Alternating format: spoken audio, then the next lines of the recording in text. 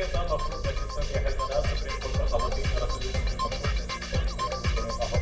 मखसूस नशिस्तें हुकूमत को देने का फैसला कलअदम करार। पीटीआई 15 रोज में मखसूस नशिस्तों के लिए नाम दे।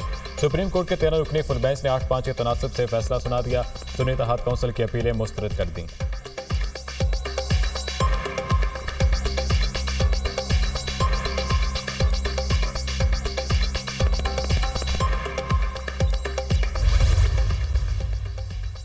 पीटीआई को मखसूस नशिस्तें देना समझ से बालातर है। पीटीआई इस केस में इलेक्शन कमीशन में और ना ही पेशावर हाई कोर्ट में फरीक थी।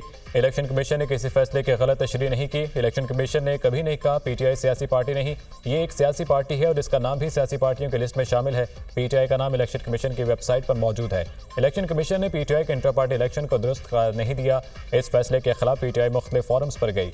इलेक्शन कमीशन के फैसले को अपहोल्ड किया गया। आज के फैसले में 39 अरकान को पीटीआई का एमएनए करार दिया गया है। इन 39 अरकान असम्बली ने पीटीआई से वाबस्तगी जाहिर की थी।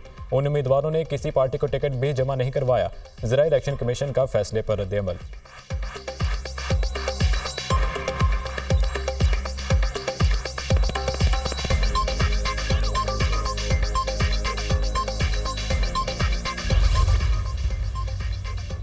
राना सनाउल्लाह का फैसले पर नजरसानी में जाने का इंदिया। सुप्रीम कोर्ट के फैसले पर नजरसानी अपील तो बनती है, रिव्यू में जाना है या नहीं फैसला काबीना ने करना है। दूसरी पार्टियां भी नजरसानी अपील में जा सकती हैं। सुप्रीम कोर्ट का फैसला आइन को दोबारा तहरीर करने के मुतरादिफ है। ऐसे फैसले कभी मुल्क के मफाद में नहीं होते। उस फरीक को बिन मांगे इंसाफ दिया गया जो अदालत के सामने था ही नहीं। इंसाफ होना चाहिए, होता नजर भी आना चाहिए। सुन्नी इत्तेहाद कौंसिल की इस्तदा तस्लीम नहीं, खारिज हो गई। एक नया फैसला तहरीक इंसाफ के हक में आ गया। इस जैसे बड़े बड़े फैसले पहले भी हुए हैं। बाद में 40 साल बाद अदालत ने खुद तस्लीम किया गलती हुई, हो सकता है मुअज़्ज़ज़ जज साहिबान खुद रिव्यू कर लें। राना सनाउल्लाह की न्यूज़ कॉन्फ्रेंस।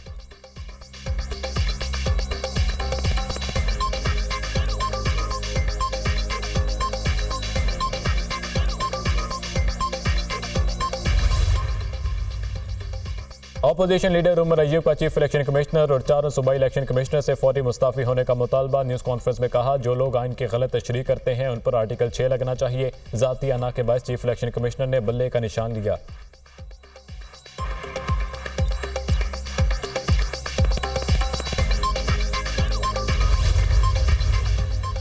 वज़ीर-ए-आज़म शहबाज शरीफ से वफाकी वज़ीर दाखिला मोहसिन नकवी की मुलाकात। वज़ीर दाखिला ने ओवर बिलिंग से मुतालिक FIA की रिपोर्ट वज़ीर-ए-आज़म को पेश की। रिपोर्ट में मुतादिद कंपनियों के सारिफीन को ओवर बिलिंग का इंकशाफ, डिस्कोर्स और जिम्मेदारों का तयन भी किया गया। रिपोर्ट में ओवर बिलिंग की वजूहात और सिफारिशात भी दी गई। 3 दिन कबल वज़ीर दाखिला ने FIA को प्रोटेक्टेड सारिफीन को इजाफी बिल्स भिजवाने के लिए टास्क दिया था। FIA ने बिजली तकसीम कार कंपनियों के डाटा की जाँच पड़ताल की।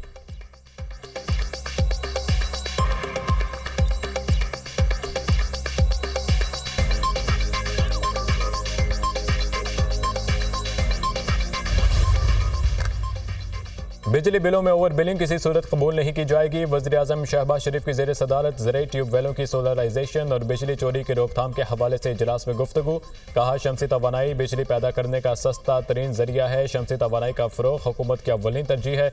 ज़राई ट्यूबवेल्स की शमसी तवानाई पर मुंतकिली के हवाले से सूबाई हुकूमतों के साथ मिलकर किसानों की खुशहाली के लिए काम करेंगे।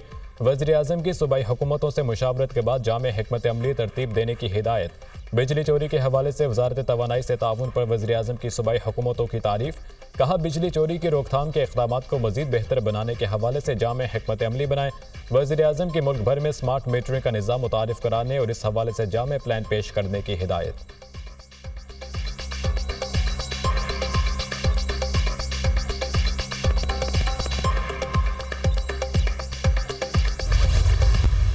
आइन के आर्टिकल 51 और आइन के आर्टिकल 106 के तहत जिन इंडिपेंडेंट लोगों ने 8 फरवरी 2024 के जनरल इलेक्शन में कामयाब होने के बाद सुन्नी इत्तेहाद काउंसिल को ज्वाइन किया, ये सीट्स सुन्नी इत्तेहाद काउंसिल को जानी चाहिए। पाकिस्तान तहरीक इंसाफ का क्लेम नहीं था। आइन की तशरीह करना तो अदालत का इख्तियार है, लेकिन ये मामला तशरीह से आगे चला गया है और ये लगता यूँ है कि जैसे आइन के आर्टिकल 51 और 106 को रीराइट कर दिया गया, उसमें नई चीज़ें लिख दी गई हैं।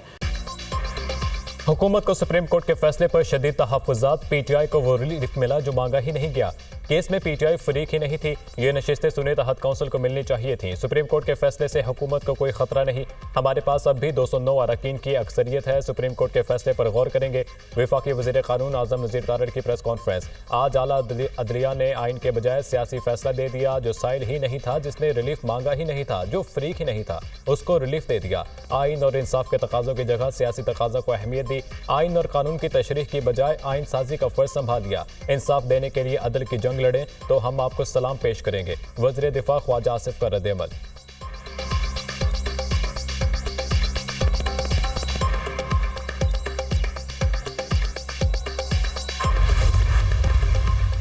जमीयत उलमा इस्लाम सुप्रीम कोर्ट के फैसले को जुज़वी तौर पर तस्लीम करती है और इस फैसले के नतीजे में पीटीआई को के साथ खैरसगाली का इजहार करती है। जहाँ तक नज़रसानी अपील का ताल्लुक़ है,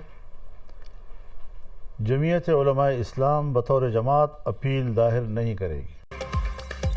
मौलाना फजलुर रहमान ने सुप्रीम कोर्ट के फैसले को तस्लीम कर दिया। जमीयत उलमा इस्लाम सुप्रीम कोर्ट के फैसले को जुज़वी तौर पर तस्लीम करती है। फैसले के नतीजे में पीटीआई के साथ खैर सगाली का इजहार करती है। जेयूआई इस फैसले पर बतौर जमात अपील दायर नहीं करेगी। जमीयत के जो अफराद इस फैसले से बराह रास्त मुतासर हुए हैं वो इनफरादी हैसियत में अपील पर जा सकते हैं। जेयूआई अपने अरकान को नहीं रोकेगी। इक़दाम दोनों जमातों के बाहमी ताल्लुकात में बेहतरी के लिए मुफीद साबित होगा। इक़दाम तहफ़्फ़ुज़ात को दूर करने के लिए मुज़ाकरात माहौल तश्कील देने में मददगार साबित होगा। मौलाना फजलुर रहमान की मीडिया टॉक।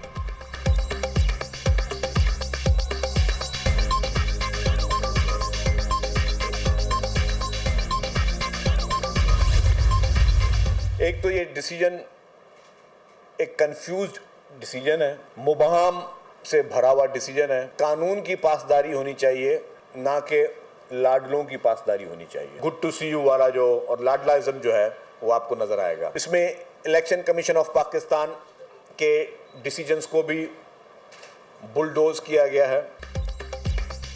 फैसले में गुड टू सी यू की झलक नजर आई। मुल्क में लाडला इज़्म आज तक गर्दिश कर रहा है। कानून की पासदारी होनी चाहिए, लाडले की नहीं। अदालती फैसलों का एहतराम करते हैं। फैसला इबाहम से भरपूर है। मुल्क में कन्फ्यूजन पैदा हुई है। इलेक्शन कमीशन के फैसलों को भी बिल्डोज किया गया है। इलेक्शन कमीशन ऑफ पाकिस्तान एक आईनी इदारा है। एक झूठे शख्स को साकिब निसार ने सादिक और अमीन का लकब दिया। वज़ीर इत्तलात सिंध शर्जील मेमन की प्रेस कॉन्फ्रेंस। आइन और कानून इस फैसले में नजर नहीं आता है। फैसले से आइन, कानून और जमहूरियत को नुकसान पहुंचा। ये फैसला आइन और कानून की रूह से सही नहीं। पीटीआई एक पॉपुलर जमात है, उसको बुनियाद बनाया गया है। अफसोस से कहना पड़ रहा है कि जो गालियां देने वाला है उसका आज राज है। एक आम आदमी का अदालतों में कोई पुरसाने हाल नहीं है। रहनुमा MQM मुस्तफा कमाल की न्यूज़ कॉन्फ्रेंस।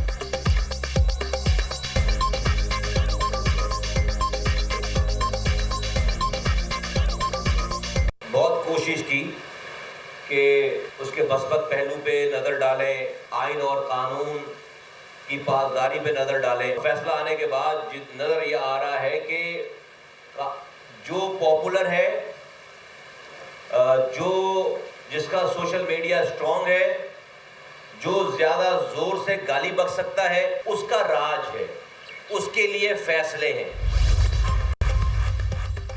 कुफ्र टूटा खुदा खुदा करके। हाफिज नेमो रहमान का फैसले का खैर मकदम। चीफ इलेक्शन कमीशन के इस्तीफे का मुतालबा। फैसले से कुछ जमातों की दो रंगी भी आया हो गई। विकेट के दोनों तरफ खेल रही थी। ये मामला यहीं खत्म नहीं होना चाहिए। जुडिशल कमीशन बनाकर फॉर्म 45 की बुनियाद पर कौमी और सूबाई असम्बली की नशिस्तें भी हकदारों को वापस मिलनी चाहिए। अमीर जमात इस्लामी का रद्द-ए-अमल।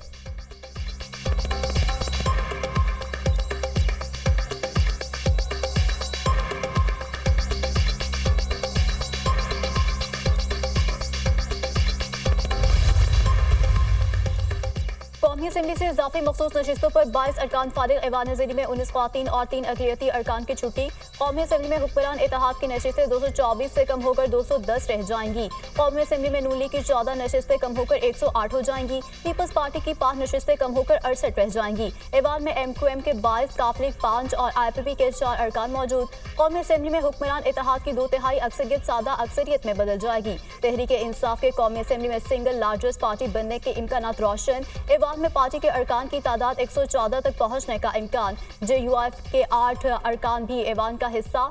पीटीआई को पंजाब असेंबली में ख्वातीन की 24, 3 अक़लियती नशिस्तें मिलेंगी। पीटीआई को सिंध असेंबली में 2 ख्वातीन, 1 अक़लियती नशिस्त हासिल होगी। केपी असेंबली में 21 ख्वातीन और 4 अक़लियती नशिस्तें पीटीआई के हिस्से में आएंगी।